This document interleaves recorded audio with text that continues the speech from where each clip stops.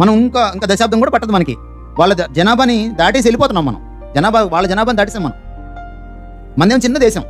మన దేశం పక్కన పెట్టి చూడండి, చైనా పక్కన ఎంత పెద్దగా ఉంటుంది చైనా. కానీ చైనా దేశస్తులు అందరూ కలిసి పనిచేస్తే ఎంత సంపాదిస్తారో దాన్ని జీడిపి అంటారు. విన్నారు ఎప్పుడైనా జీడిపి అన్నమాట? అందరూ కలిసి పనిచేస్తే ఎంత వస్తుందో ఆ ఉత్పత్తిని జాతీయ స్థూల ఉత్పత్తి జీడిపి అంటారు, గ్రాస్ డొమెస్టిక్ ప్రోడక్ట్ అంటారు.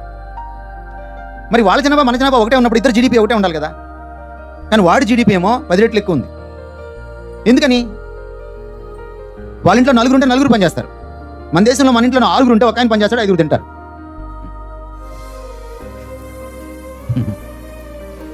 మన సామర్థ్యం మనకు తెలియదు. మన యువత అంతా ఏం చేస్తుంటారు తెలుసా? ఆ యూట్యూబ్లో కామెంట్లు పెట్టడము, ఇదే పని. దీనివల్ల ఏమొస్తుంది? యూట్యూబ్లో కామెంట్లు పెడితే ఏమొస్తుంది? ఆ యూట్యూబ్ పెట్టుంటాడే వాడి డబ్బులు వస్తాయి, నీకు రావు. మనందరం పిఎంసే, పిచ్చిమాలోకలం. ఎందుకు పిచ్చిమాలోకం అయ్యామంటే మన యొక్క సామర్థ్యం మనకి తెలియదు.